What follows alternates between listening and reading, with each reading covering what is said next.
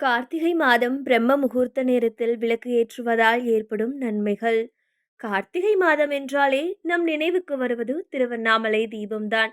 திருவண்ணாமலையில் தீபம் ஏற்றுவதை பார்க்க பல்லாயிரம் மக்கள் காத்து கிடப்பார்கள்.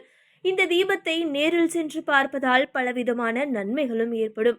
திருவண்ணாமலையில் மட்டுமில்லாமல் தமிழ்நாட்டில் உள்ள பல்வேறு கோவில்களில் கார்த்திகை தீபம் மிகவும் கோலாகலமாக கொண்டாடப்படும். வீட்டில் தீபம் ஏற்றி வழிபாடு செய்வது வீட்டிற்கு தெய்வ கடாட்சத்தை கொடுக்கும் என்பார்கள். கார்த்திகை மாதத்தில் பிரம்ம முகூர்த்த நேரத்தில் வீட்டில் விளக்கு ஏற்றுவது மிகவும் சிறந்தது. அது மட்டுமில்லாமல் வீட்டின் நிலைவாசலில் தீபம் ஏற்றுவது வீட்டிற்கு பல வகையான நன்மைகளை கொடுக்கும்.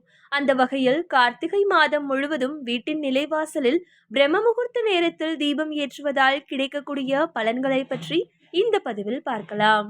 கார்த்திகை மாதம் முழுவதும் அதிகாலை 4:30 மணியிலிருந்து 6 மணிக்குள் பிரம்ம முகூர்த்த நேரத்தில் வீட்டின் நிலைவாசலில் விளக்கு ஏற்றுவது வீட்டிற்கு தெய்வ கடாட்சத்தை கொடுத்து அன்றைய நாள் முழுவதும் நம்மை சுறுசுறுப்பாக வைத்துக் கொள்ள உதவும். பிரம்ம முகூர்த்த நேரத்தில் வீட்டின் நிலைவாசலில் விளக்கு ஏற்றி வழிபாடு செய்தால் நம் வாழ்க்கையில் நமக்கு தோல்வி என்பதே கிடைக்காது, வெற்றி மட்டுமே கிட்டும்.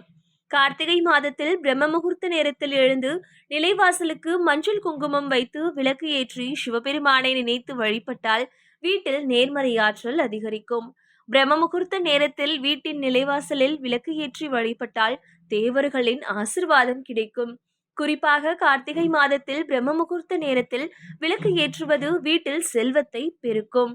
கார்த்திகை மாதத்தில் வரக்கூடிய மகா தீபம் அன்று மட்டும் வீட்டில் விளக்கு ஏற்றாமல் தினமும் ஏற்றினால் வீட்டில் லட்சுமி கடாட்சம் பெருகி மகாலட்சுமி தாயார் வாசம் செய்வாள்.